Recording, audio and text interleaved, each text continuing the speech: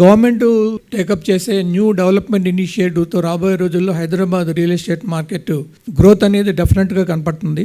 Regional ring road, metro expansion, తర్వాత fourth city, Musi river front development, 10,000 crores allotment to Hyderabad city infrastructure. First time in the history of Hyderabad 10,000 crores infrastructure ఇంప్రూవ్మెంట్కి state బడ్జెట్లో allocate చేశారు. So వీటన్నిటితో రాబోయే రోజుల్లో Hyderabad real estate డెఫినెట్గా బాగుంటుంది. మనలో ఎక్కువ మంది అంటే ఒక సైకలాజికల్గా మార్కెట్ స్టెబిలైజ్ అయ్యి లేకపోతే మార్కెట్ కొంచెం స్లోగా ఉన్నప్పుడు ఇప్పుడు ఎందుకు కొనుక్కోవాలి, ఇది రైట్ టైం కాదు అనుకుంటారు. సో రైట్ ఇన్వెస్ట్మెంట్ ఎప్పుడు అంటే మీకు షేర్ మార్కెట్లో మీరు స్టడీ చేస్తారు. షేర్ మార్కెట్లో ఒక సింపుల్ ప్రిన్సిపల్ ఏంటంటే అందరూ అమ్మేటప్పుడు మీరు కొనుక్కోవాలి, అందరూ కొనుక్కునేటప్పుడు మీరు అమ్మాలి. So that same logic will apply even to real estate. కొంచెం మార్కెట్ స్టెబిలైజ్ అయ్యే టైంలో కొనుక్కుంటే ఫ్యూచర్లో వచ్చే గ్రోత్తో ఏంటంటే అప్రిసియేషన్ అడ్వాంటేజ్ కానీ దానివల్ల బెనిఫిట్ కానీ ఎండ్ యూజర్స్ పొందే అవకాశం ఉంటుంది. అండ్ 2 times ఇంట్రెస్ట్ రేట్లు కూడా హౌసింగ్ లోన్ ఇంట్రెస్ట్లు కూడా తగ్గినాయి.